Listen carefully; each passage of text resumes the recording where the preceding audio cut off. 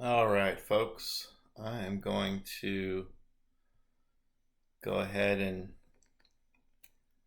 talk about how I use phase inversion and EQ to isolate tracks from each other so that you can hear them better, especially when you're using acoustic music.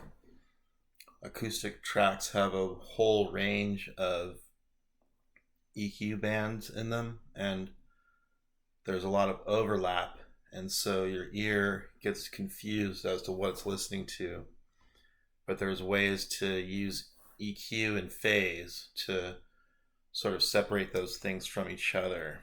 So what I have here is a recording I made of a Grateful Dead song, and so what I'm going to show here is just kind of the basic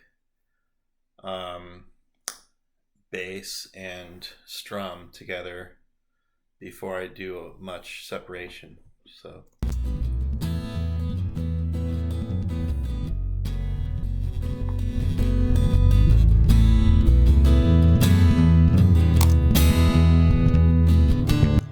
okay, so pretty nice. Don't mind if I say so on myself. But there's a lot of rumble, and there's just sort of some confusion between the strum and the bass. So I'm going to show you how I handle that. First thing I'm going to do, I did take the bass and I put them both through a compression, and I even added reverb to the strum, so I brought them forward.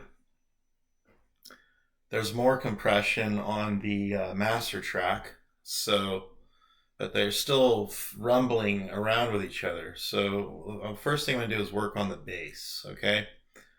So I'm going to take this bass track and I'm going to duplicate it.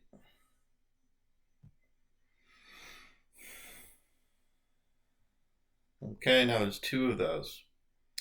Now in Cakewalk, as in any other digital audio workstation, you're going to want to have the phase option here. And so what I'm going to do is I'm going to invert the phase on one of these bass tracks. And what's going to happen is you're not going to hear anything.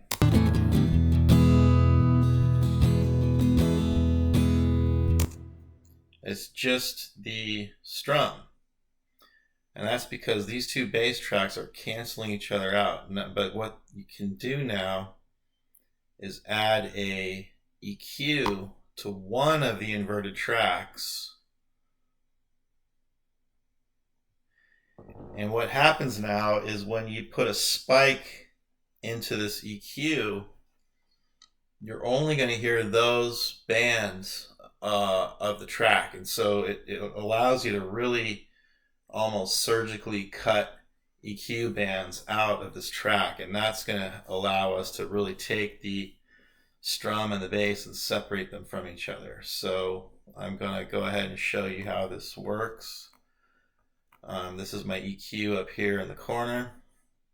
So first I'm going to start playing it and you won't hear anything, but as I spike that EQ, you're going to hear that bass come back in.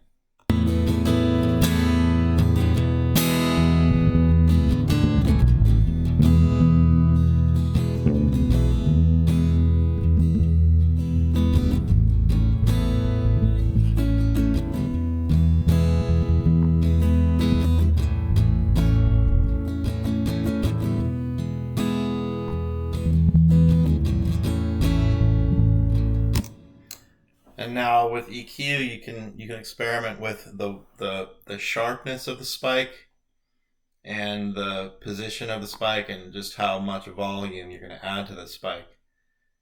And and then what you want to do is just move those around and kind of hear where it punches through, because you're going to find a natural weak point in the other track where and your ear is going to tell you that this is distinct.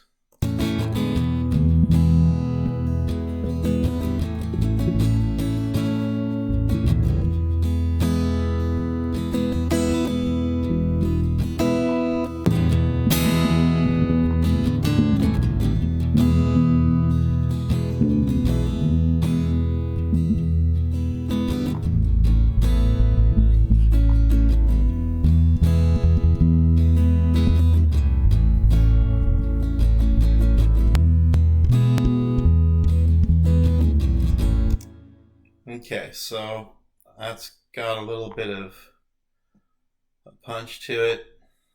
Let me play with this high end a little bit.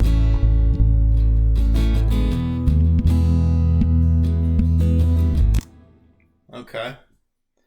Now that strum is still coming across on every wavelength. So what I'm going to do is I'm going to have to cut some wavelengths out of the strum to really, and now is where you're going to really hear it pull away from the bass. So I'm going to do the same thing to the strum that I did to the bass. I'm going to duplicate this strum.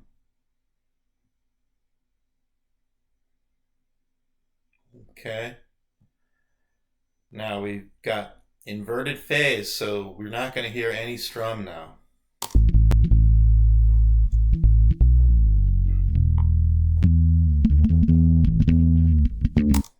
Okay, so I'm going to add an EQ to one of the strums, and I'm going to start bringing in spikes and just keep it real distinct from the bass. So let's hear how that sounds.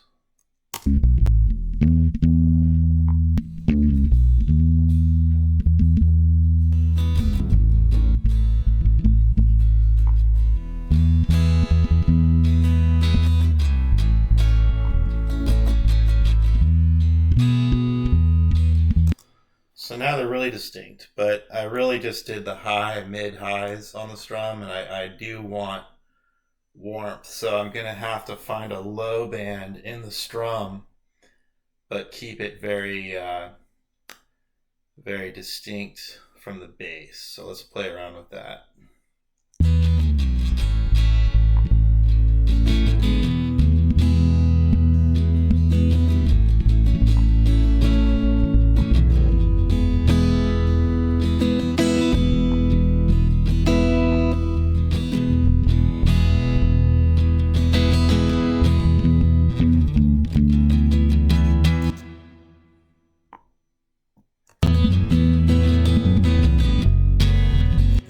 So what I'm going to do is actually make a little trough in the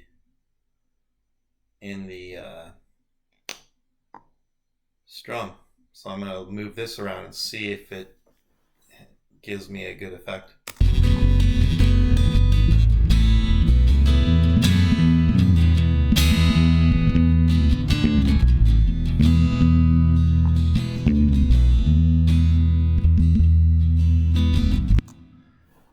Okay, so what I've got here is I've got a depression, an inverted downward spike right around the 400 mark.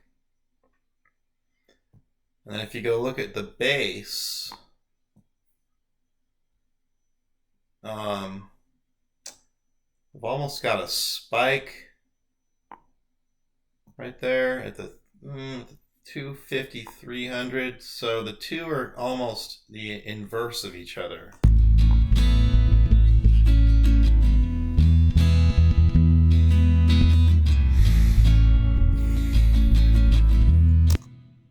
And so there you've got warmth in both tracks, but you have some different spike areas, and you really decrease the rumble. Like I said, all I can, to compare and contrast the two, listen to it now.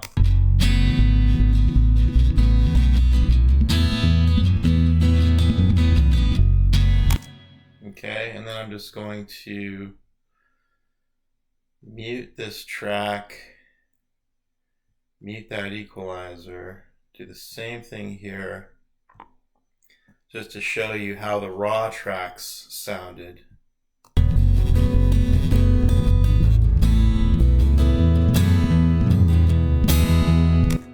A lot more rumble.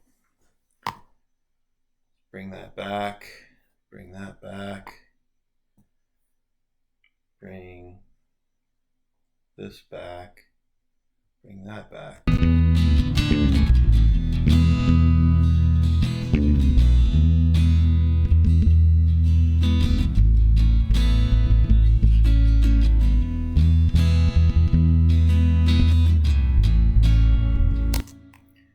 that's how you can sort of pull two acoustic tracks away from each other and really create a more isolated sound. So I'm going to go ahead and add the lead and vocal back into this and mix it down.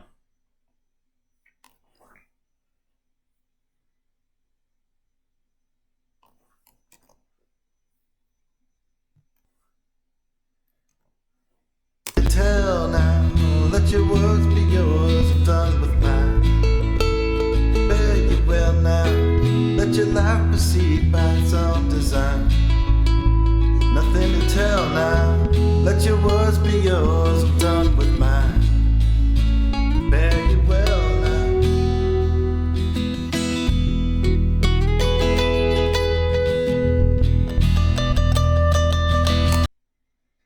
So that's how I basically do EQ on tracks to separate them out from each other. All right, thanks.